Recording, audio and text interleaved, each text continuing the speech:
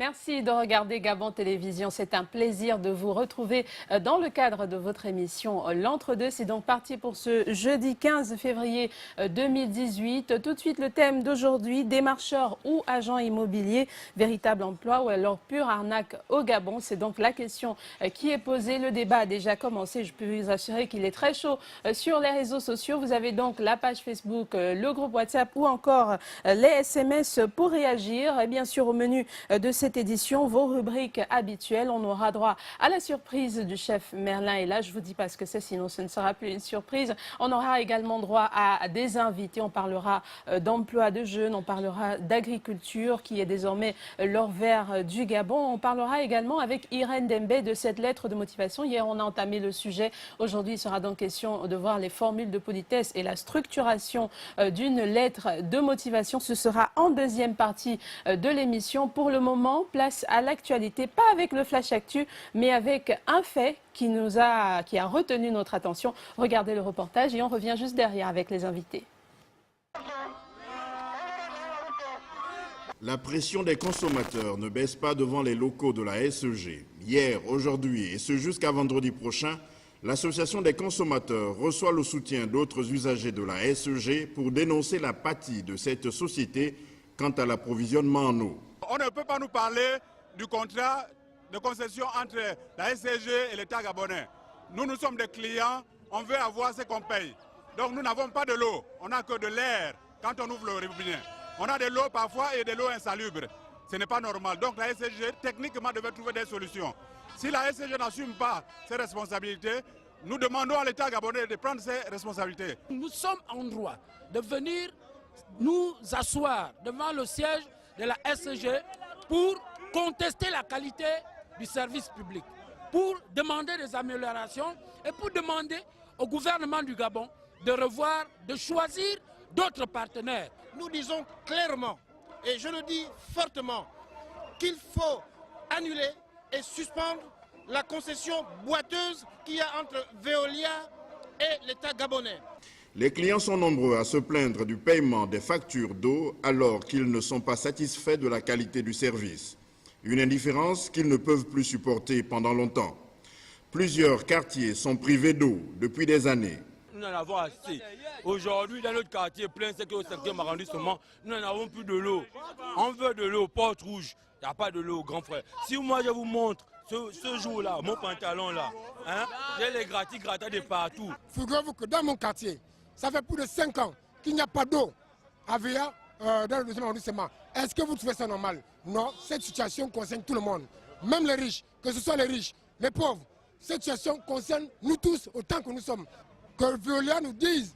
Il y a des moments où il y a l'eau et des moments où il n'y a pas l'eau. Et puis ça vient plus tard dans la nuit, vers les 2h du matin, 3h à Kingele. En ce moment, nous sommes dans une pénurie d'eau qu'on gratte la tête à tout moment. Va-t-on vers la fin de la concession de Veolia?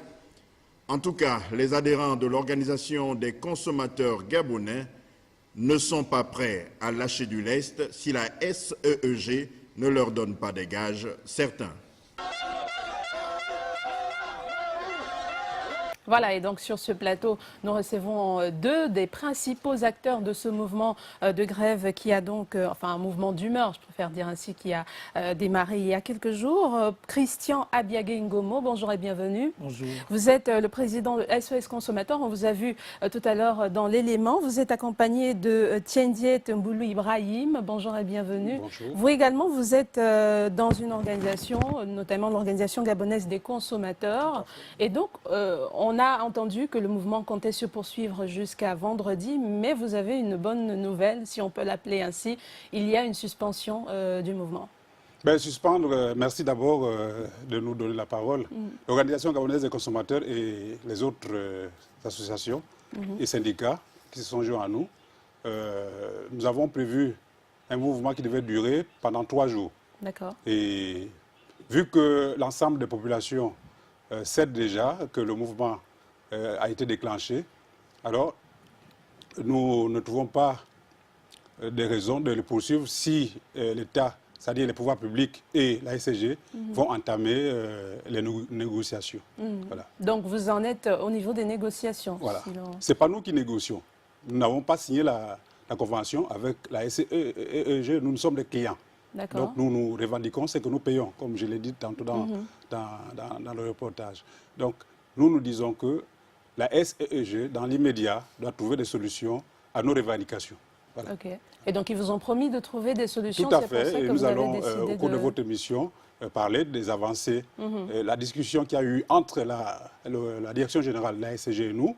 Il ressort que la surfacturation, par exemple, va être arrêtée, va être stoppée. On reviendra sur les avancées, sur le niveau actuel de la situation. Monsieur Ngomo, on parle de réclamations. Elles sont nombreuses. On va peut-être citer quelques-unes. Vous parlez de la qualité de service entre les pénuries, les coupures intempestives, des factures qui arrivent lorsqu'il n'y a même pas d'eau dans les robinets. On parle de la non prise en compte des réclamations ou alors le non-traitement des plaintes des usagers. Il y a beaucoup de reproches qui sont faits à la SEG.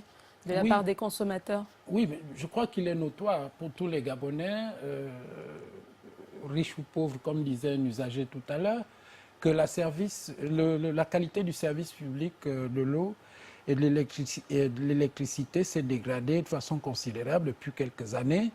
Nous avons élevé la contestation également, particulièrement depuis 2007, lorsqu'il y a eu la plus grande crise. Il y a eu par plusieurs démarches, des interpellations et du gouvernement et de la SEG, malheureusement, sur la qualité du service et sur un certain nombre d'autres revendications, nous n'avons pas beaucoup évolué. Je parle de qualité de service dans la mesure où, on lisait encore dans la presse il y a quelques jours, Port-Gentil dans le noir, et c'est récurrent dans toutes les provinces, dans les grandes agglomérations urbaines du Gabon. Libreville, c'est presque devenu banal de vivre des coupures, de perdre des appareils ou de payer des factures sans avoir consommé notamment de l'eau dans les zones de pénurie d'eau qui se sont multipliées. La vétusté des installations, la dégradation de ces installations, le niveau de perte de ressources, eau et électricité. Vous pouvez faire le tour, je ne sais pas, sillonner votre quartier et vous amuser à compter les fuites d'eau visibles.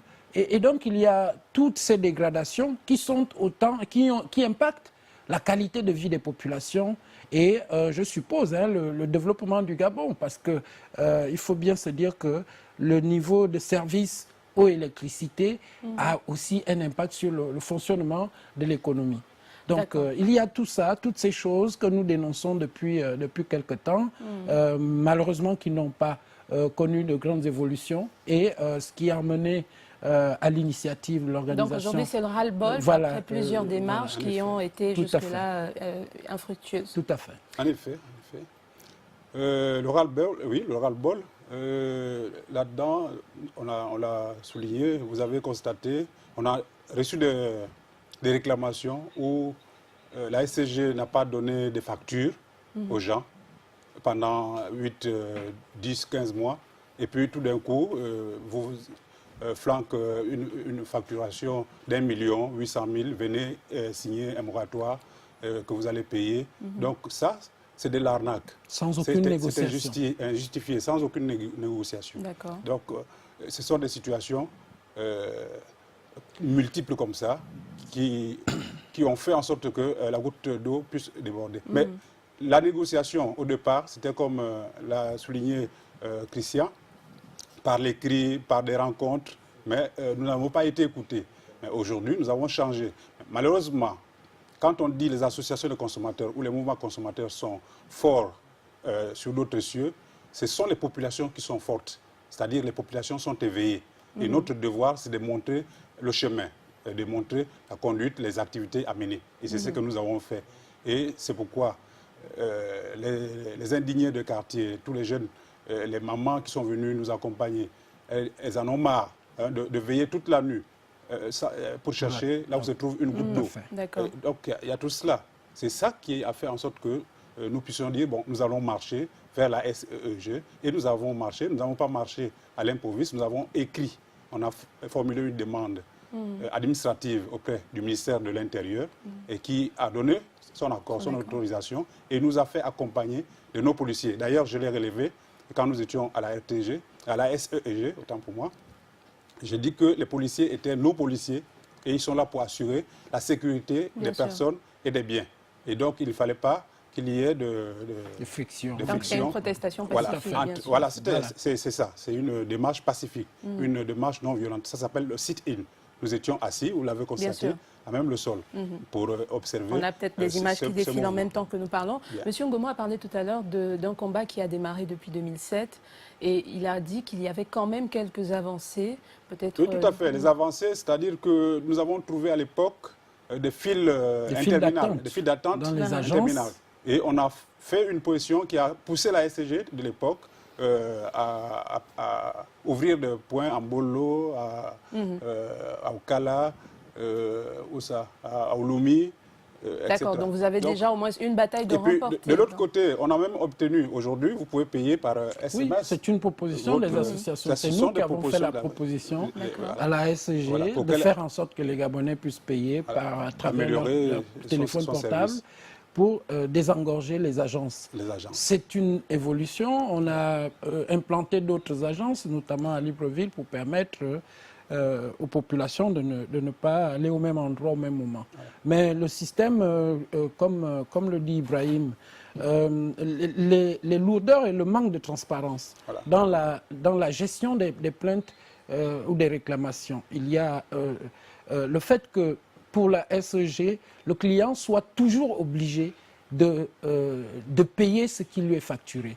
Même lorsque il est visible que la responsabilité, incombe à l'entreprise, puisque si les relèves ne sont pas effectuées aux dates indiquées, si le client, malgré ses interpellations, ne reçoit pas de facture, il ne sait pas quoi aller payer, et au bout d'un certain temps, sans même que cela soit justifié, parce qu'il faut quand même indiquer que lorsqu'on vous facture sur 6 mois 1 million de francs, de consommation d'eau, j'ai toujours demandé à voir quel volume d'eau il a fallu à un ménage ne dépasse pas 500 francs.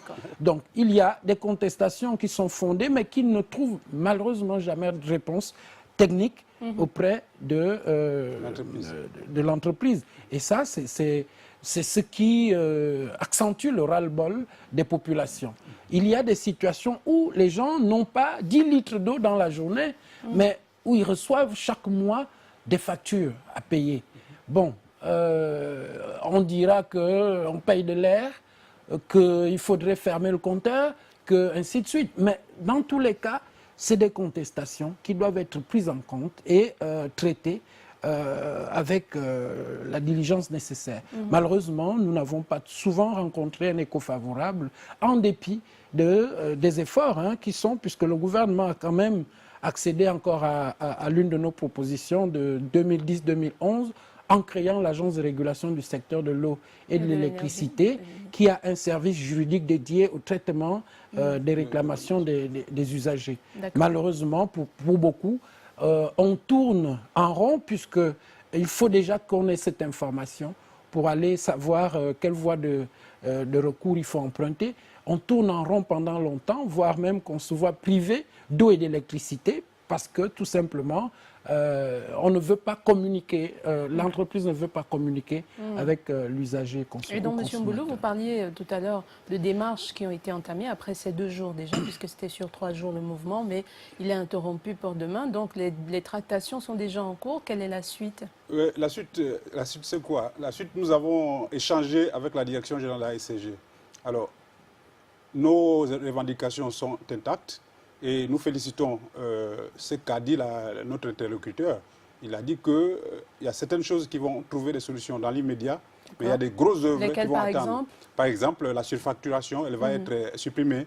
Voilà, ils sont en train de mettre un processus en place pour que vous allez payer 1 800 000, 200 000 pour les uns, les autres, soit stoppé. Et ça, c'est une avancée. On l'a salué. Et d'autre part, on demandait à l'interlocuteur également d'élargir l'identification des fuites, parce que certains quartiers n'ont pas accès à l'eau, compte tenu de nombreuses fuites d'eau constatées ici et là. Alors, pour cela, on demande à tous les citoyens de dénoncer là où se trouvent ces fuites. On voit bien les véhicules de la SCG destinés à cette activité circuler, mais malheureusement, les fuites sont toujours présentes et que l'eau n'arrive pas dans certains quartiers à cause de cela. Et il y a même d'autres agissements qui doivent être décriés. On nous dit par ailleurs que certains tuyaux sont utilisés ici et là. Est-ce que le directeur général de la SEG contrôle bien son réseau pour que tout le monde puisse avoir accès à l'eau de façon équitable? Cela. La grande revendication, c'est d'abord l'accès à l'eau dans l'immédiat. Bon, maintenant, la construction des infrastructures qui relèvent du contrat entre l'État gabonais et la société, ça ne nous regarde pas. Mais nous souhaitons y prendre part désormais. Transparence oblige.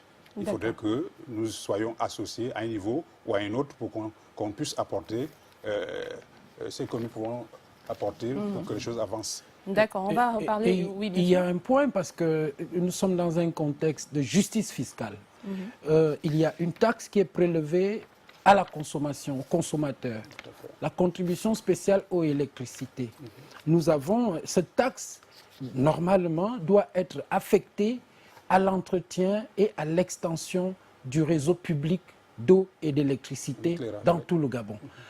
Mais malheureusement, par un acte administratif, l'entreprise a été autorisée à retenir cette taxe. Collectif. Elle collecte déjà la taxe. Elle a été autorisée à retenir, donc à bloquer cette taxe, parce qu'elle doit être reversée au Conseil national de l'eau et de l'électricité. Malheureusement, l'entreprise ne reverse au Conseil national de l'eau et de l'électricité que ce qu'elle veut bien reverser.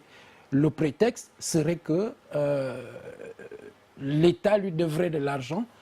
Question, avons-nous désormais le droit de retenir les ressources de l'État lorsque l'État nous doit de l'argent? Je pense qu'il s'agit là d'une question à régler également en urgence, puisque dans un contexte de justice fiscale, nous ne pouvons pas admettre que les ressources de l'État soient amoindries, puisque la conséquence de la rétention de cette contribution spéciale, c'est que nous avons des faiblesses dans l'extension du réseau public. Les bornes fontaines ne peuvent pas être installées, l'éclairage public ne peut pas être entretenu ou étendu, ainsi de suite, et ça crée des situations d'insécurité et de précarité. Nous ne pouvons pas l'admettre puisque c'est une taxe qui est versée par le consommateur qui va payer le courant ou l'eau. Elle est prélevée automatiquement. Voilà, elle est prélevée automatiquement et doit être reversée à échéance régulière. Déjà, il faut de la transparence dans le recouvrement et il faut que cette taxe soit reversée pour être affectée dans sa... Voilà. Alors, on va marquer juste une petite pause. On reviendra pour essayer de trouver quelques solutions, du moins celles que vous proposez et que vous proposerez sûrement lors des échanges avec l'administration et les dirigeants de la SEG. Juste après donc cette pause, on revient pour la suite de la discussion.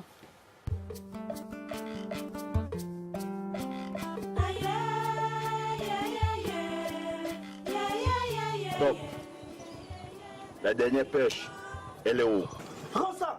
Les beaux bêtises que vous voulez faire là, moi je suis pas dedans. Ça c'est mon bar.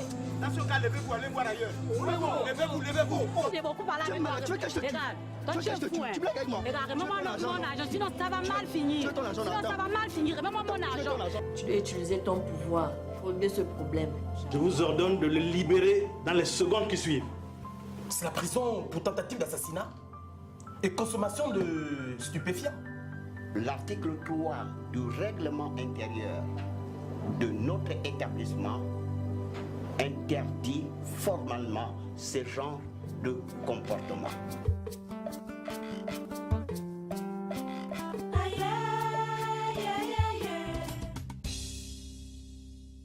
Voilà, vous êtes bien sûr Gabon Première, c'est l'entre-deux qui se poursuit. Démarcheurs ou agents immobiliers, véritable emploi ou pure arnaque au Gabon, c'est le thème du débat du jour. Vous pouvez réagir, déjà vous avez commencé d'ailleurs à réagir. Les SMS sont également autorisés, mais pas les appels puisque nous sommes en direct. Nous sommes avec nos invités et nous parlons de la situation aujourd'hui très tendue entre les consommateurs et la SEG. Et donc on parlait de solutions. Qu'est-ce que vous proposez en termes de solutions au cas par cas, tout au moins, on a déjà une avancée avec cette promesse de réduction ou alors d'annulation de la surfacturation. Quelles sont les autres propositions par rapport à chaque problème que vous posez? Déjà, la parole à qui veut la prendre. Bon, dans un premier temps, oui. je crois qu'il a parlé de propositions qui sont faites dans l'urgence. Oui, mais je crois que dans l'urgence également, on peut régler la question du reversement de la contribution spéciale aux électricités. Je pense que dans l'immédiat, on peut régler le traitement des litiges et réclamations, puisque suspendre la facturation, ce n'est pas suffisant. Il faut aller plus loin, parce que ce qui cause la surfacturation, ce que nous appelons surfacturation, c'est le fait qu'il y ait une rupture entre la réalité des consommations des populations, des consommateurs, et la facturation. Le système de facturation semble inadapté à notre environnement. Je pense que là, il appartient, dans l'urgence également, de trouver une solution à ce problème. Je crois que nous devons faire en sorte que l'usager ait une meilleure information. On parlait tout à l'heure de collaborer à l'identification des fuites et à la réduction du gaspillage. C'est des démarches d'abord pédagogiques, d'information. Il faut que les gens sachent que lorsqu'il y a une fuite, avant ou après compteur, il y a une attitude à adopter, parce que ce taux qui se gaspille, c'est de l'eau dont on a besoin ailleurs. C'est de l'eau que nous pouvons payer nous-mêmes. Attention, parce qu'elle peut nous être facturée. Je pense que nous avons là une démarche citoyenne à entreprendre, mais qui commence par une bonne information. Les voies de procédure doivent être connues. Je disais tout à l'heure qu'on a eu le bonheur de créer l'Agence de régulation du secteur de l'eau et de l'électricité depuis 2011, je crois, mais ces missions sont encore très peu connues. Il faut que les organismes ou les institutions de l'État qui sont chargés de résoudre les problèmes des consommateurs soient connus, identifiés, que ces gens soient réellement au service des usagers. Donc, il y a des démarches d'information. Il y a vraiment des questions, mais on va combattre les fuites. Elles vont se multiplier sans doute. Je vous rappelle que on a expliqué la turbidité de l'eau, l'eau sale qui nous a été servie pendant un bon moment et qui a justifié une grande coupure par le fait qu'on mettait en service la nouvelle conduite. Mais la nouvelle conduite, c'est une pression supplémentaire sur le réseau et ce réseau est vétuste et les fuites vont se multiplier si on allait augmenter la pression de l'eau en Toum. Donc il y a tout un tas de problèmes qui sont structurels, qui sont sociaux, qui sont qu'il faut résoudre, qui nous met face à une situation où, je pense, comme il le disait, il faudra une démarche inclusive, faire entendre également les représentants d'usagers que nous sommes dans des processus de discussion et de recherche de solutions. Et c'est pour cela que nous sommes considérés ailleurs comme des partenaires de l'administration publique. Des partenaires sociaux, oui. Vous aviez aussi d'autres solutions? Oui, solutions. Nous n'avons pas de solutions, nous faisons des propositions de solutions. C'est le gérant qui doit trouver des solutions pour l'efficacité de son entreprise. Donc, c'est la collaboration. L'information doit passer entre lui, le vendeur, donc et nous, l'usager, nous, le client. Alors, donc, il y a eu de griefs au niveau de la surfacturation, là, on l'a noté. Mais d'autres griefs, ça me revient à l'esprit. Vous avez parlé tout à l'heure de la qualité de l'eau, il y aurait des dépôts dans de l'eau. Quelle est la solution? La qualité de l'eau, il y a plusieurs facteurs qu'il faut prendre en compte concernant la qualité de l'eau. Vous savez, la qualité de l'eau, ici, n'est pas au niveau de l'usine. Mais la qualité de l'eau, c'est au niveau du consommateur, du robinet du consommateur, que cette qualité est contestée. Mais pourquoi? Parce que, du point de vue technique, l'installation qui a été faite par la SEEG, on l'appelle techniquement installation en antenne. Et ça fait, le grief, c'est quoi? Ça fait que lorsqu'un consommateur est dépanné quelque part, et c'est tout le quartier qui est coupé. Et lorsque on rétablit la consommation, l'eau dans dans le canal, c'est tout le monde qui est touché par les résidus, par les dépôts. Bien sûr. Or, tout le monde n'était pas concerné par le problème, par le dépannage. Donc, il y a déjà cette option. On a proposé l'installation par maillage. Et ça va réduire, ça va faire en sorte que le dépannage se fasse uniquement auprès du client concerné et que l'ensemble du réseau ne soit pas affecté par le dépannage. Donc ça, c'est déjà une proposition. D'accord. Alors, par ailleurs, ils nous ont laissé entendre qu'ils sont en train de mettre un mécanisme en place pour faciliter justement, pour que l'index ne soit plus reconnu, hein, parce qu'il y avait certains agents de la SCG qui n'arrivaient même pas sur les compteurs. Ils disaient qu'il y avait un chien dans la concession, ils remplissaient, ils reconduisaient les mêmes factures. Voilà. Donc c'est comme ça.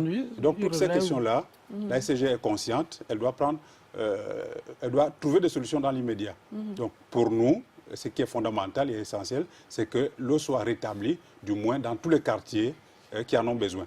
Il y a un véritable besoin en eau. Et l'eau, c'est une denrée, l'eau, c'est la vie. C'est la vie. Donc on ne peut pas tergiverser sur la question de l'eau. Elle est abondante chez nous. Voilà, elle est abondante, mais c'est de l'eau potable. Voilà. L'eau potable qui est traitée et qui est payée par l'ensemble des contribuables gabonais. Alors, vous avez parlé tout à l'heure de la suspension du mouvement de grève en attendant des discussions. Donc, le calme reviendra.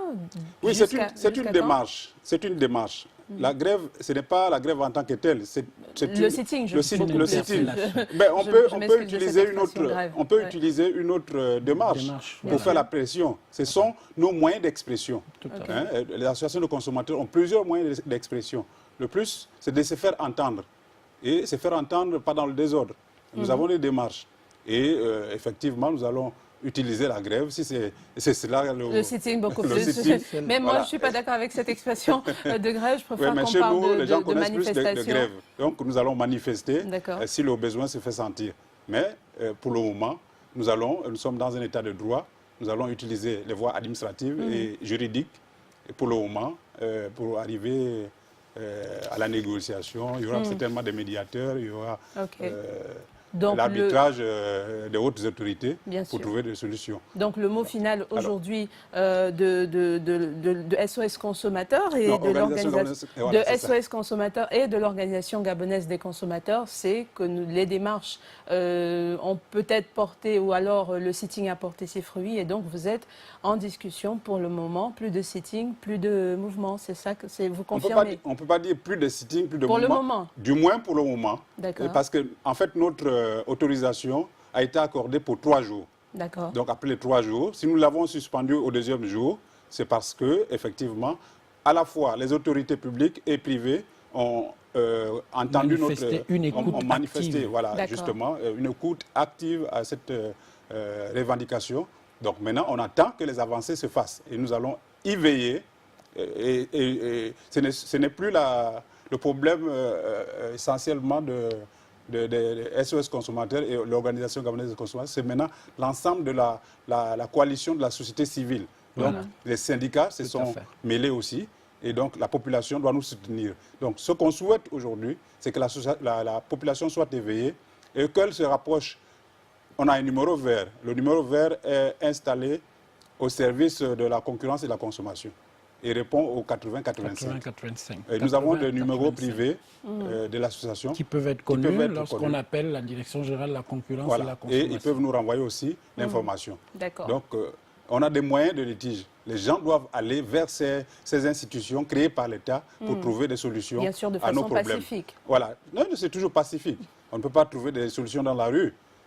On trouve des solutions autour d'une table. En s'appuyant sur des textes. Il y a également l'agence de régulation du secteur de l'eau et de l'électricité qui a un service dédié au traitement des litiges entre l'entreprise, donc la SCG et les abonnés. Voilà. Merci beaucoup, messieurs. Je rappelle que vous étiez Christian Abiagui Ngomo, président de SOS Consommateurs, et Ibrahim Mboulou Tiendiet, Organisation gabonaise des consommateurs, également président de ce mouvement-là. Merci d'être passé sur ce plateau. On vous souhaite bon courage. En tout cas, on nous souhaite bon courage à tous puisque nous sommes tous des consommateurs d'eau et d'électricité ici au Gabon. On va passer aux gestes quotidiens. C'est vrai que vous les utilisez tous les jours à la maison, mais vous ne saviez pas qu'à long terme, ils peuvent être nocifs pour la santé. Eux, ce sont des bols en plastique. Regardez cet élément. On se reparle juste après.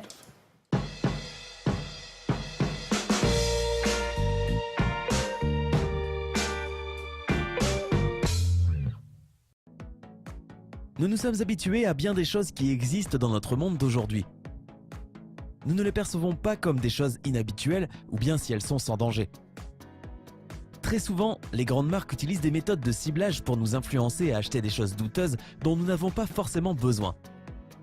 Cependant, si certaines sont à coup sûr superflues, d'autres sont dangereuses pour notre santé. Nous allons te montrer dans cette vidéo des choses que tu as chez toi. Les boîtes en plastique. Ce n'est pas tant le plastique en lui-même qui est nocif, mais le composé chimique que les fabricants utilisent pour rendre les contenants solides.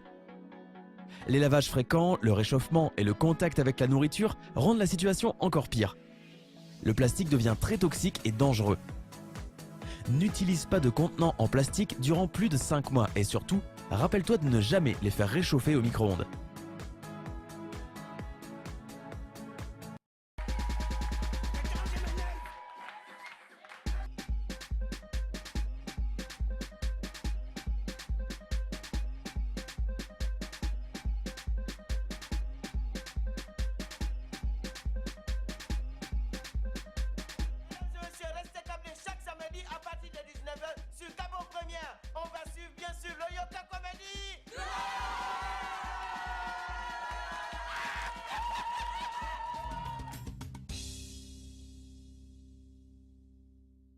De retour dans l'entre-deux. Le thème d'aujourd'hui, démarcheurs ou agents immobiliers, véritable emploi ou pure arnaque au Gabon. Vous êtes nombreux à réagir. Dans le groupe WhatsApp, Stéphane Dan nous dit démarcheurs ou arnaqueurs, je ne crois pas, ils sont payés pour une prestation qui est le service rendu pour avoir aidé à se dénicher une maison à louer. L'arnaque serait le fait de payer pour rien et le démarcheur ne nous emmène pas visiter la maison pour laquelle on débourse les 3 000 ou 5 000 francs habituels de la visite.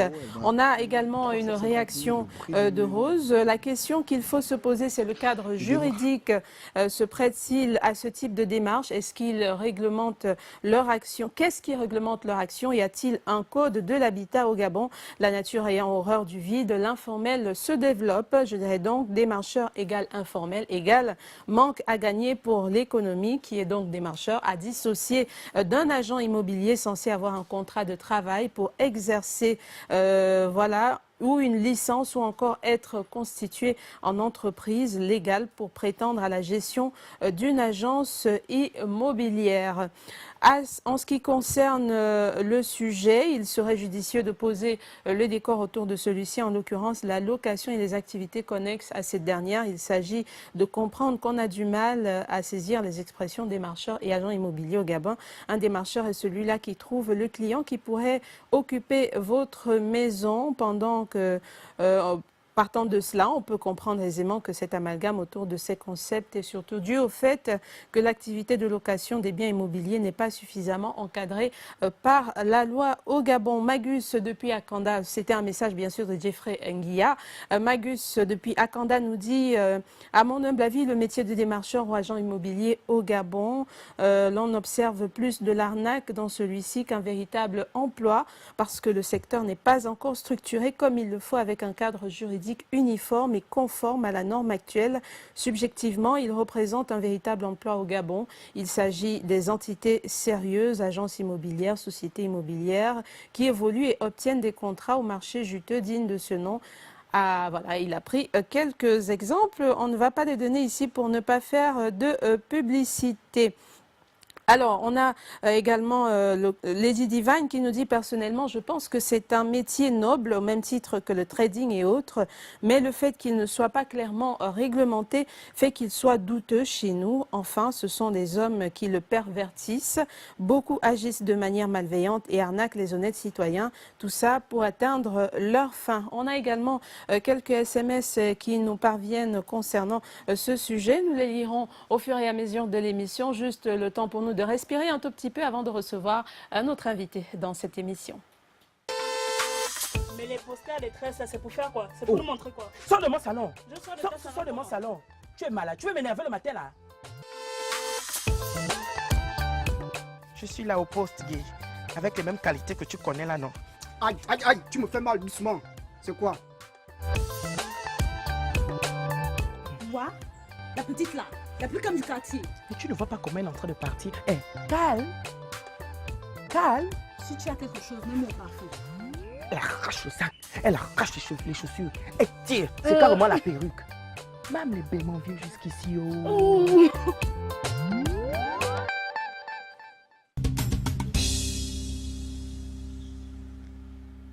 Et de retour sur le plateau pour accueillir notre invité. Il est jeune, il est entrepreneur, il est dynamique. Il est jeune, même s'il ne veut pas qu'on dise qu'il est jeune. Il est jeune, il est entrepreneur et il est très dynamique. Hervé Onva-Ovono, bonjour et bienvenue. Bonjour.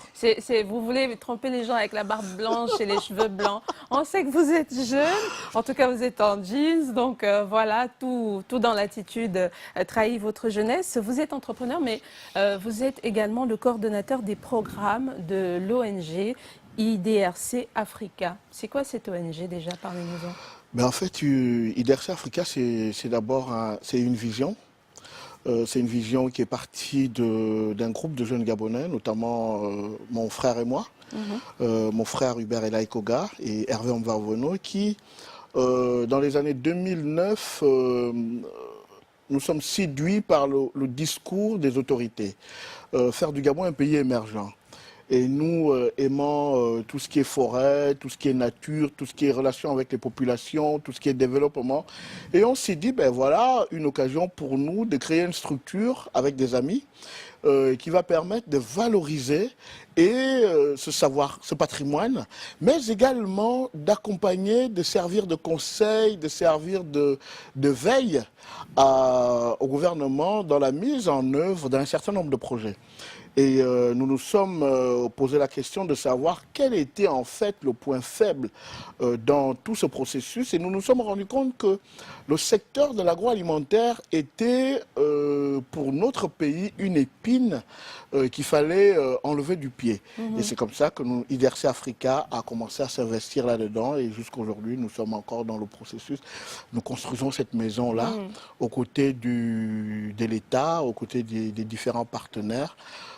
Pour atteindre l'autosuffisance alimentaire, mais également faire de ce secteur un secteur créateur d'emplois, un secteur qui puisse apporter un plus au développement de notre pays. Voilà, donc pour dire clairement, vous avez fait de l'agriculture et du développement agricole au Gabon, le chemin ou le cheminement vers l'autosuffisance alimentaire, vous en avez fait votre cheval de bataille aujourd'hui. Exactement, mais c'est surtout une passion.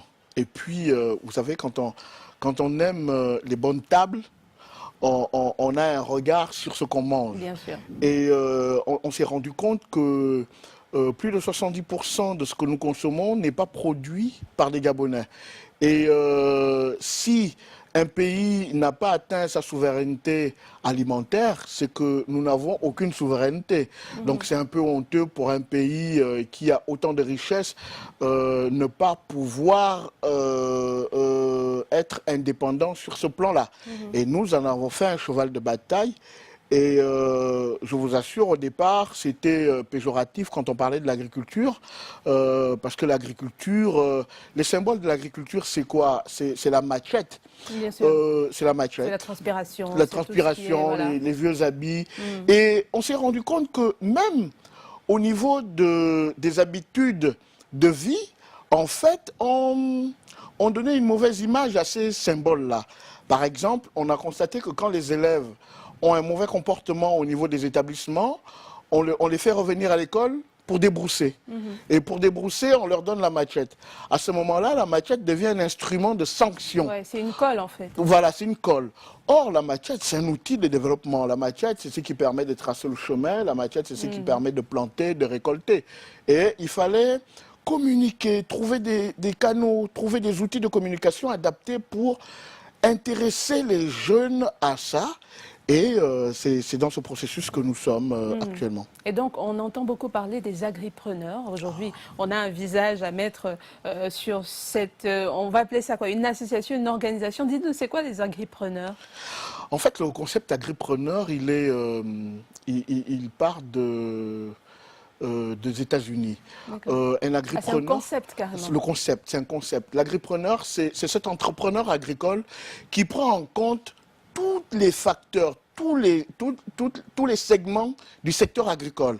C'est-à-dire, c'est celui-là qui a une idée de la météo, qui a une idée de la transformation, de la machinerie qu'il faut utiliser pour transformer ses produits, de la commercialisation, en fait, qui maîtrise toute la chaîne de valeur.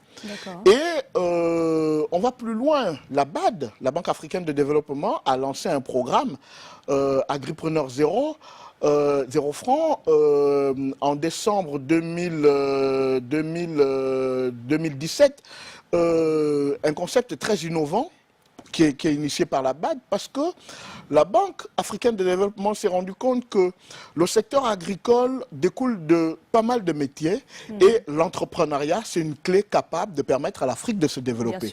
Et nous, quand on regarde la politique des autorités gabonaises, on se rend compte qu'on parle de l'employabilité, on se rend compte qu'il y a des outils, il y a des mécanismes que le gouvernement a mis en place pour créer un climat d'entrepreneuriat chez les jeunes. Et c'est pour ça que nous nous sommes dit, ben, tiens voilà, nous allons utiliser ce concept anglo-saxon qui donne une autre image, une plus grande visibilité à l'agriculteur.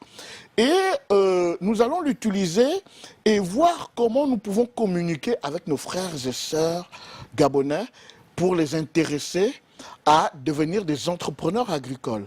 Agripreneur, c'est entrepreneur agricole. Donc aujourd'hui, vous jumelez deux combats du gouvernement, donc du chef de l'État, c'est-à-dire la lutte contre le chômage. Donc vous créez ou bien vous boostez l'entrepreneuriat d'un côté et en même temps vous boostez également cette diversification de l'économie, si cher au chef de l'État. C'est un peu cela.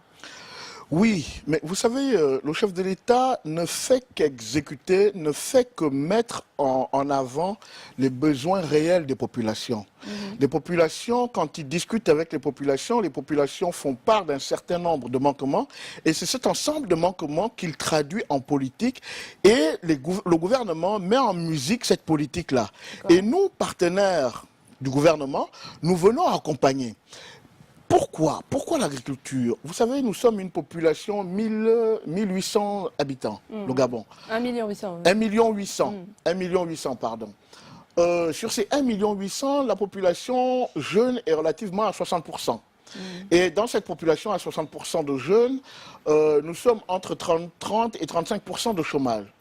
Mais il y a des facteurs. Au Gabon, on a toujours habitué les gens, dès que vous sortez de l'école, vous avez un diplôme, vous regardez la fonction publique. Or, la fonction publique aujourd'hui, elle est saturée. Et à côté de la fonction publique, il y a d'autres métiers. Il y a l'entrepreneuriat. Et le secteur agricole, c'est plus de 1000 métiers différents. C'est plus de 1000 métiers. Et ces 1000 métiers, les Gabonais, de la production au transport, à la transformation, nous pouvons créer des emplois capables d'occuper des Gabonais, capables de booster notre économie. Nous parlons de diversification. Déjà pour nous, le fait qu'il y ait la crise au Gabon, pour nous, c'est une bonne chose. C'est une bonne chose, pourquoi? Parce que la crise n'est pas une fatalité. Nous pouvons utiliser la crise pour créer des nouveaux besoins. Ça doit être un challenge pour nous. Vous allez avoir des agripreneurs producteurs, vous allez avoir des agripreneurs commerçants, c'est-à-dire distributeurs de produits agricoles. Vous allez avoir des agripreneurs qui sont dans le transport des produits agricoles, mais également dans la transformation. Vous voyez, ces différents segments peuvent contribuer efficacement à la création des milliers d'emplois et des emplois nobles. Quand on sait que le premier métier créé par Dieu, c'est quand même l'agriculture. Parce que la première chose que l'être humain va faire, c'est se nourrir.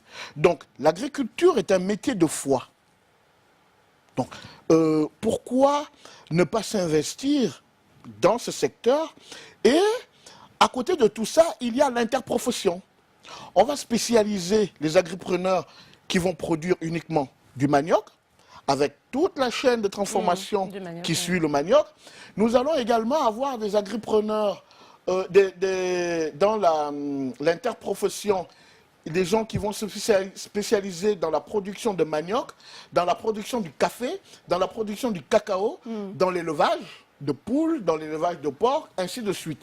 Donc, vous voyez que cet ensemble de segments va permettre de créer de l'emploi. Cet ensemble de segments va permettre de créer, d'avoir des labels 100% Gabon. On va consommer Gabon. Et après, on pourra éventuellement exporter ces produits. Pourquoi pas? Aujourd'hui, le Gabon est en train de devenir l'un des leaders en Afrique du palmier à huile, la vente de produits, des dérivés d'huile de palme. Bientôt, l'huile du Gabon va être exportée. Bien sûr. Vous voyez. Et dans cette démarche, vous n'êtes pas que discursif, vous avez également entamé des formations à l'endroit des jeunes. Ben, depuis ce matin, nous sommes à l'hôtel Hibiscus avec nous avons sans reçu publicité. Sans publicité, c'est pas grave, allons-y. Nous sommes dans un hôtel de la plage, justement. On a reçu depuis le matin plus d'une centaine de jeunes en décrochage. Ces jeunes sont on est en train de les cartographier par quartier. Parce que nous sommes en train de les former comme ce sont des futurs commerciaux avec qui nous allons signer des contrats et qui vont commercialiser, qui vont vendre du produit 100% Gabon. Mais à côté de ces commerciaux, il y a également des responsables des bureaux des coopératives, de producteurs et des bureaux de coopératives des transformateurs qui sont également en train de prendre part à cette formation-là. Il faut noter que cette formation va aller jusqu'au 19, ces séries de formations. Et donc, nous recevons ces jeunes toute la journée jusqu'à 16 heures. Ce sont des formations actions à partir des éléments, des PowerPoint et des polycopes que nous avons mis en place. Ce sont des formations qui sont adaptées à tous les niveaux scolaires. D'accord. Même pour les non-scolarisés également. Même pour les non-scolarisés. Ce sont notamment les non-scolarisés qui nous intéressent. Parce qu'ils sont en décrochage, ils sont hors du système éducatif. Mais on veut aller beaucoup plus loin. On veut aller beaucoup plus loin. Et c'est pour ça que nous sommes satisfaits du travail que le ministère de l'Agriculture est en train de faire. Parce qu'ils sont en train de rendre la chose à un niveau accessible à tout le monde. Par exemple, il y a des applications, il y a une réflexion qui est en train de se faire sur des applications qui seront accessibles sur Android. N'importe qui pourra vendre à partir de son téléphone des produits made in Gabon. Voyez. Mais à ce niveau, est-ce que vous pensez que le Gabon a déjà la capacité, ou alors est-ce que vous ne craignez pas que la demande soit supérieure à l'offre en termes de production? Déjà la demande, elle est très importante. Mais malheureusement, nous ne maîtrisons pas les circuits de commercialisation. Et IDERCE Africa, depuis bientôt 3 ans, a mis en place des systèmes d'information des marchés. Et ce sont ces systèmes, c'est à partir des résultats de ces systèmes d'information de marché que nous sommes en train de mettre en place des modules de formation que nous donnons aux différents commerciaux. Et à partir de là, ça va permettre, plus la demande est forte, plus les producteurs qu'on est en train d'organiser, que le ministère de l'Agriculture est en train d'organiser, vont produire plus. On va produire plus pour vendre plus. Donc, plus la demande va être forte, et c'est là où c'est intéressant. S'il y a demande, donc la hausse de la demande ou la force de la demande va finir par tirer la production vers le haut. Et plus la production va monter, plus des Gabonais vont s'intéresser aux produits locaux. Et plus il y aura des investisseurs gabonais qui vont maintenant investir, les Gabonais qui vont investir dans le secteur agricole. Pourquoi pas penser à la transformation de façon industrielle maintenant, du manioc, pour avoir de la farine de patate. On peut avoir des spaghettis faits à base de farine de patate ou de manioc, je dis n'importe quoi, mais c'est possible de mener la réflexion dans ce sens. Mais ce n'est pas n'importe quoi, puisque nous avons aujourd'hui des PME locales. Moi, je connais une jeune dame, Alice, elle fait tout ce qui est pâtisserie. Tout ce qui est des petits produits de cocktail, des croquettes à base de farine de manioc. Je connais mes mamans qui sont de la Remboué, qui font des croquettes à base de farine de fruits à pain. Mes mamans de la Remboué font de la pâtisserie, des gâteaux à base et des croquettes à base de farine de manioc. Donc, à l'état embryonnaire, il y a déjà des choses qui se font, il y a des très bonnes choses qui se font. Mais maintenant, il faut maintenant développer ces choses-là pour que nous puissions faire en sorte que l'agriculture, le secteur agricole participe au PIB national à une hauteur beaucoup plus élevée. Pour que le secteur agricole, dans son processus de la production à la transformation, soit un levier de croissance, pour que ce soit un vivier de création d'emplois. Ça, nous le pouvons. Nous avons les hommes, nous avons les terres, nous avons les moyens. Il y a un cadre politique qui est là, et aujourd'hui, nous avons un ministère qui est à l'écoute des producteurs. D'accord. Alors, vous avez dit quelque chose, et puis c'est par là qu'on va terminer. Vous avez dit à l'entame qu'il y a beaucoup de jeunes qui sortent des écoles, ils sont diplômés, mais ils veulent aller travailler dans les bureaux, dans les administrations, dans la fonction publique. Comment donc intéresser les jeunes, la jeunesse à la base?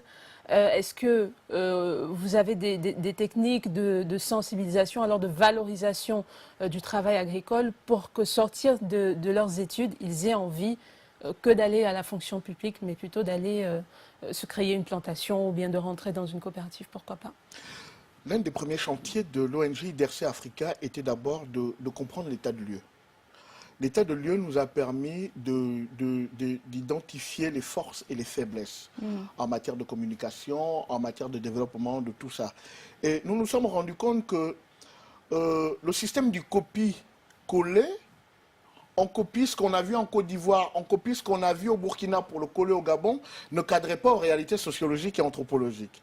Et donc, les réalités sociologiques nous permettent aujourd'hui de concevoir des outils de communication adaptés au public. IDERCE Africa a conçoit au quotidien des outils de communication adaptés. Et nous communiquons également beaucoup sur les réseaux sociaux. Nous communiquons beaucoup sur les réseaux sociaux et nous sommes de temps heureux que le ministère de la Communication s'ouvre également de plus en plus à nous. Je suis séduit ces dernières semaines par un exercice que le ministre de la Communication est en train de faire. Toutes les semaines, il est sur le terrain. Il va rencontrer les acteurs de la filière culture, des artisans, il va rencontrer les artisans, il discute avec les artisans. En fait, c'est ce système-là. Il est temps que le décideur gabonais sorte du bureau pour descendre véritablement sur le terrain. Quand on parle de l'agriculture, moi j'ai eu la chance de visiter un certain nombre de magasins, un certain nombre de sites avec le ministre délégué à l'agriculture et avec le ministre de l'Agriculture, M. Mafumbi. Et il serait intéressant parce que la communication, pour amener le Gabonais à s'approprier véritablement, le concept il est complexe. Et il est transversal. Il faudrait que les différentes administrations travaillent ensemble de manière synergique pour que la sensibilisation se fasse à tous les niveaux. Il serait intéressant également, vous savez, on parle beaucoup de politique dans notre pays. Pourquoi on n'exigerait pas? Bientôt, on va passer aux élections législatives. Pourquoi les partis politiques, par exemple le PDG, n'exigerait pas à chacun de ses candidats de mettre en place une plantation ou un projet agricole dans son canton? Voilà également une forme de sensibilisation. Ça permet d'avancer.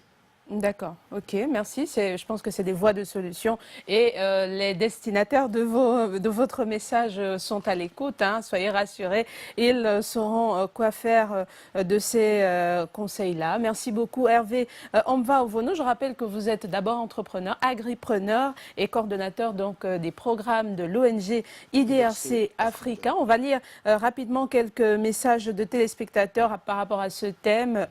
Démarcheurs ou agents immobiliers, un véritable emploi ou une pure arnaque au Gabon. Bonjour sur le plateau. J'ai une question. Que dire des particuliers qui branchent leur suppresseur directement sur l'arrivée des nourrices? Alors je pense que ça c'est un message qui est en rapport avec les précédents invités.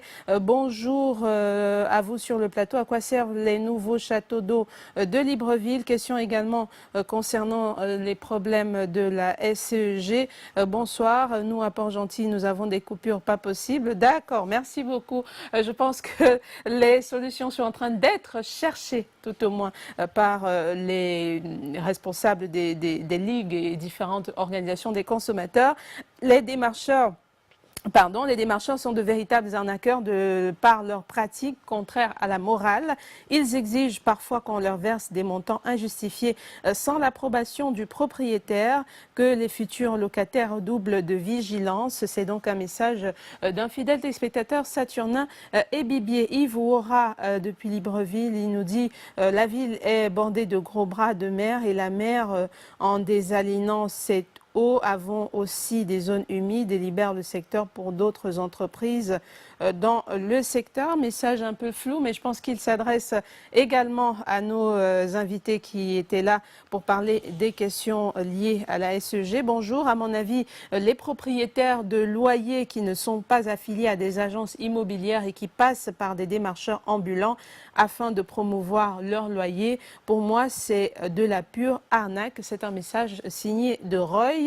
Bonjour, pourquoi la crise au Gabon est une bonne chose? Le fameux voilà, pourquoi la crise est une bonne chose? C'est une question qui est posée et d'ailleurs qui a dû avoir déjà réponse tout à l'heure. Vos interventions sont toujours attendues, bien sûr, concernant ce thème. C'est le moment pour nous d'aller à l'école, retrouver Irène Dembe. Je vous ai dit, aujourd'hui, on parle de la lettre de motivation, mais bien sûr, les formules de politesse à y retrouver et sa structuration. C'est juste après ceci.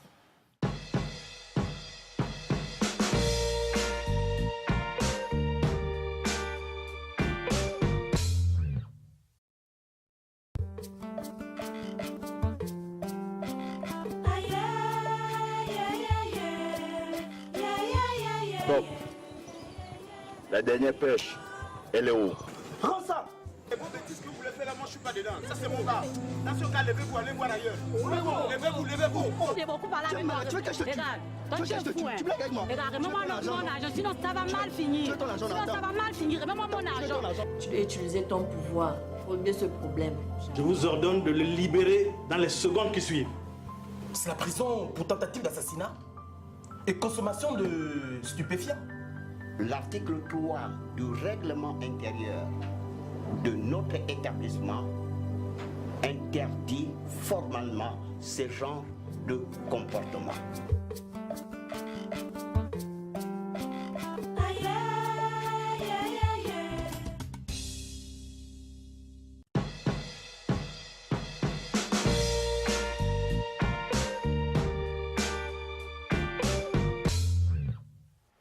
Et c'est le moment pour nous d'accueillir Irène. Bonjour Irène. Bonjour Blanche. Vous allez bien? Très bien, et vous? J'adore votre bleu. Merci, c'est l'expression, on va dire, d'une certaine humeur très positive. Ah, en plus, lendemain de... Il y a quelques jours qu'il fallait faire preuve d'optimisme, et bien voilà. Et puis au lendemain de... Au lendemain de point de suspension. Alors, vous nous parlez, c'est la suite aujourd'hui de cette affaire de lettre de motivation. Voilà, hier nous avons dit qu'aujourd'hui il était question de présentation matérielle de cette lettre de motivation, mais aussi des formules de politesse, car il y a des formules à proscrire et à prescrire. Hier, vous avez posé une question, est-ce que cordialement à la fin, c'est possible? Et je vous dirais d'entrée de jeu, non, ce n'est pas possible dans le cadre d'une lettre de motivation. Cela paraît un peu amical. C'est comme s'il s'agissait de quelqu'un qui écrivait une correspondance à un confrère et qui signait cette correspondance avec ce terme cordialement. Alors, parlons tout d'abord de la présentation matérielle, typographique de cette lettre de motivation. Nous avons d'abord l'en-tête. Alors, que comporte cette en-tête? Il y a bien entendu en haut le nom et le prénom, vos noms et prénoms, vous qui écrivez, votre adresse postale, numéro de téléphone, email. On n'oublie pas le lieu, la date, Libreville, le 15 février 2018 par exemple. Et puis, il y a également le destinataire de la lettre. D'accord, on a une présentation à l'écran également. À l'attention de monsieur le directeur général ou à l'attention de monsieur le directeur des ressources humaines ou bien à monsieur le directeur général. Alors, il faut bien spécifier, on ne dit pas à l'intention de, mais plutôt à l'attention du directeur général parce que nous nous inscrivons dans un contexte selon lequel l'objectif c'est d'intéresser véritablement le recruteur et donc là on utilisera le terme à l'attention de. Alors il y a juste au bas, légèrement un peu plus en bas, il y a cet objet. Objet en gras, et bien objet candidature au poste de manager général, candidature pour le poste de secrétaire de rédaction de l'entre-deux, par exemple. Puis, il y a la formule d'appel juste en bas. Lorsque vous commencez la lettre, Monsieur le directeur général, Madame la directrice générale, c'est la formule d'appel. Et puis, il y a le corps de la lettre tout en bas. Et nous avons dit hier que nous allons nous intéresser aux formules de politesse. Donc, c'est le dernier paragraphe de cette lettre de motivation qui comporte, on va le rappeler, 3 à 4 paragraphes. Nous sommes à la fin, donc, dans ce paragraphe qui est censé être la conclusion de la lettre de motivation. Alors, que retrouve-t-on dans ce dernier paragraphe? Eh bien, lorsque vous terminez la lettre, vous devez préciser que vous restez à la disposition du recruteur. Et donc, bien avant cette formule de politesse, il y aura cette petite phrase qui dit qu'on est à la disposition du recruteur parce qu'on est disposé, on est disponible pour un entretien, peut-être pour des tests également. Donc, il y a cette petite phrase. Et comme nous nous sommes inscrits hier dans cette optique de donner quand même des phrases parce que c'est ce que réclament les téléspectateurs. Alors, comme exemple, je me tiens à votre entière disposition pour tout renseignement complémentaire dans l'attente, veuillez agréer, etc., etc.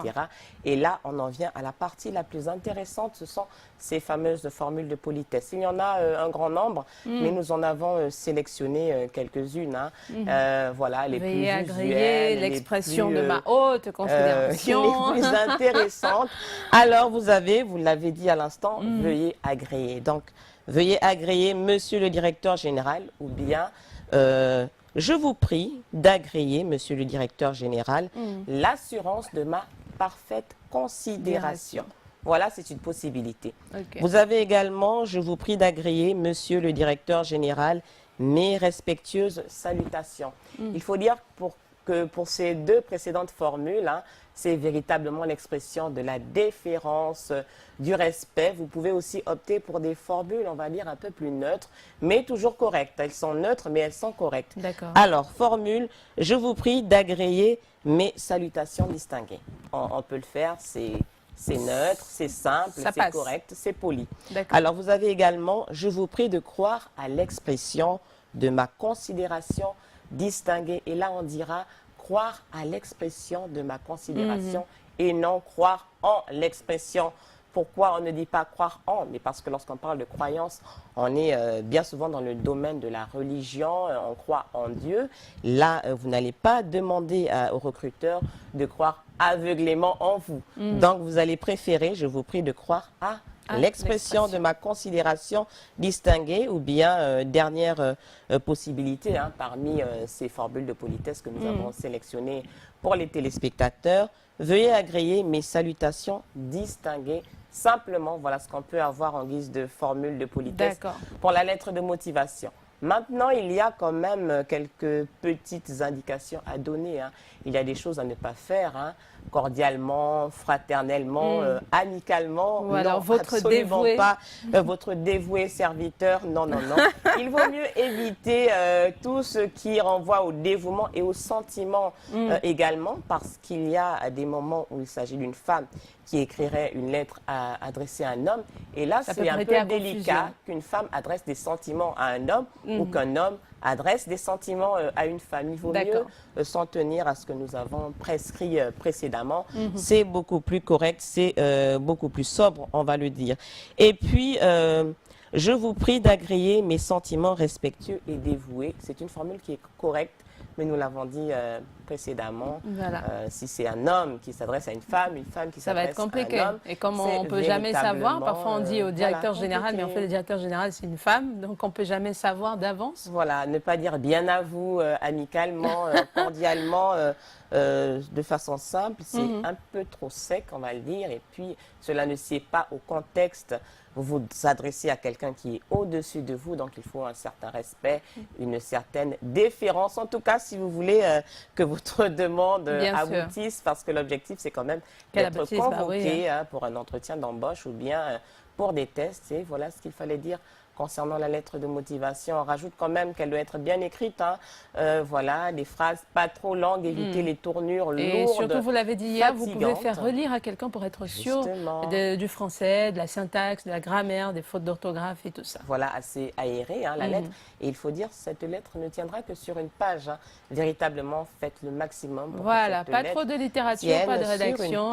L'essentiel, bien dit, bien fait, un français correct. On évite des phrases avec des tournures véritablement embarrassantes, on va le dire, pour le lecteur.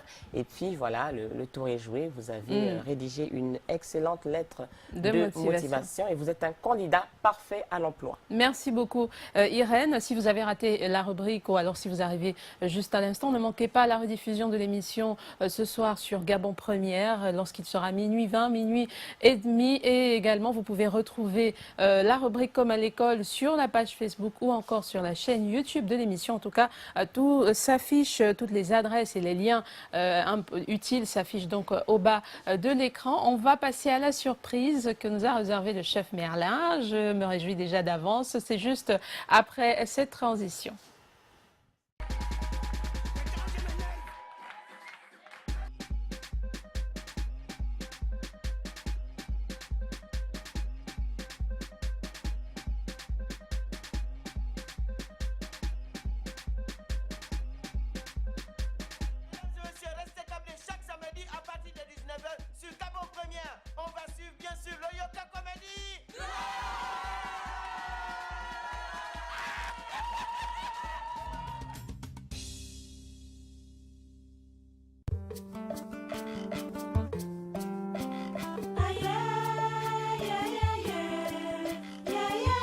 Bon, la dernière pêche, elle est où? Prends ça. Et vos bêtises que vous voulez faire là, moi je suis pas dedans. Ça c'est mon gars. Dans ce cas, levez-vous, allez voir ailleurs. Levez-vous. J'ai beaucoup parlé avec moi. Tu veux que je te tue? Toi tu es fou. Tu blagues avec moi? Regarde, remets-moi mon argent, sinon ça va mal finir. Sinon ça va mal finir, remets-moi mon argent. Tu dois utiliser ton pouvoir pour régler ce problème. Je vous ordonne de le libérer dans les secondes qui suivent. C'est la prison pour tentative d'assassinat et consommation de stupéfiants. L'article 3 du règlement intérieur de notre établissement interdit formellement ce genre de comportement.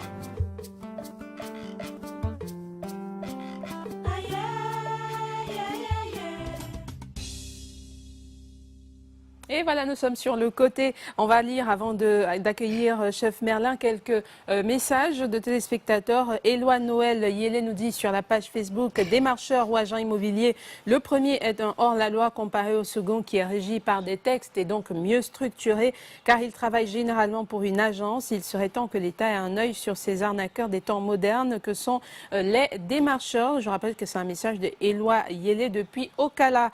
On a également Lionel Ashton Bina depuis Zayon qui nous dit « La question mérite vraiment d'être posée car il n'échappe à personne maintenant que ces individus appelés démarcheurs se sont tous levés un bon matin pour se faire appeler agents immobiliers pour donner un semblant de légalité à leur activité. Affirmer directement que cela relève de l'escroquerie, je ne peux pas car je me permets un petit peu de relativiser, de constater que ces derniers profitent d'un vide juridique ou d'une absence de sanctions pénales concernant cette activité. » Voilà, c'est donc quelques messages qui aujourd'hui. En rapport avec le thème d'aujourd'hui, quelques réactions. Donc, bonjour, je m'appelle Tricot. Ma question est de savoir si dans un courrier nous signons en dessous, au-dessus de la fonction. Je pense que vous allez vous adresser directement à Irène. On pourra passer le message, pourquoi pas pour vous. Et nous accueillons le chef Merlin est là. C'est qu'est-ce qu'on mange tout de suite?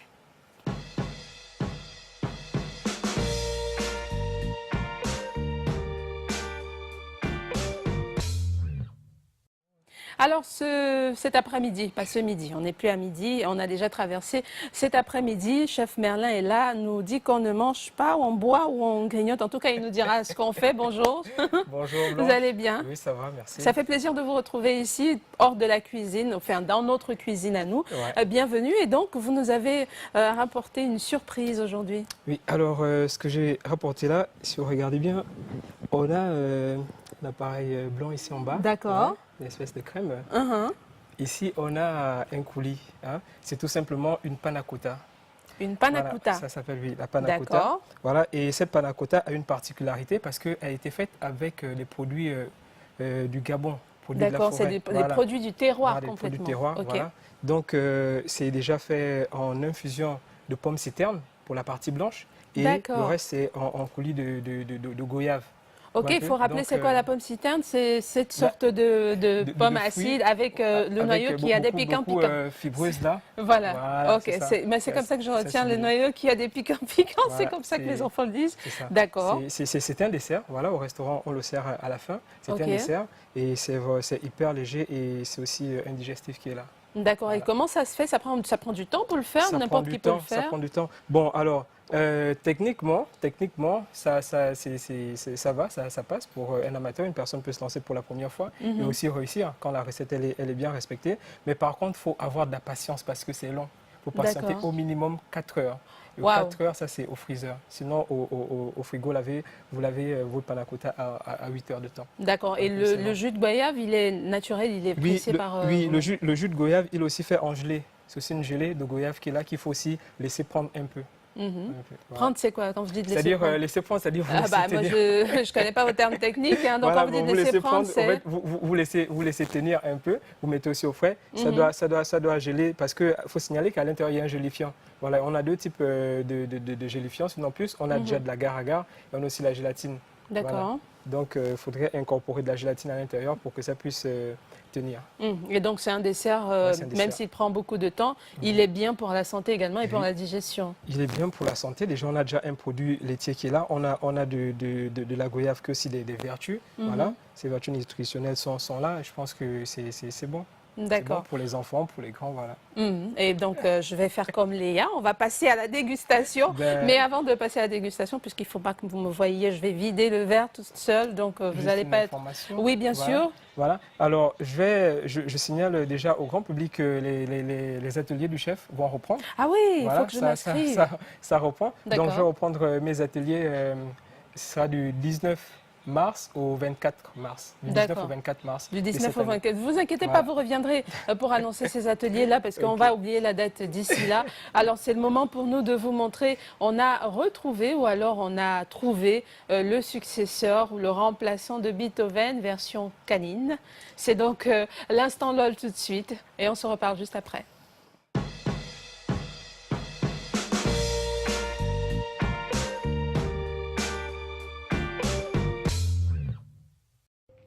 Sim.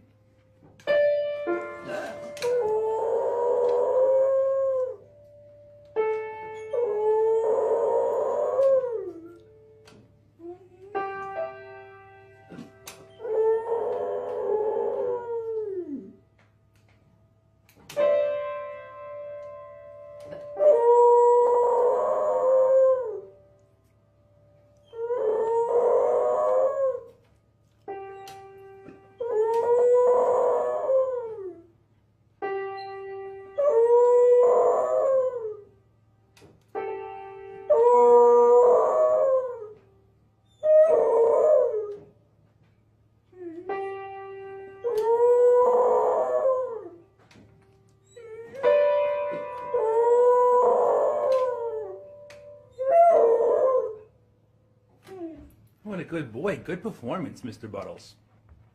Good show.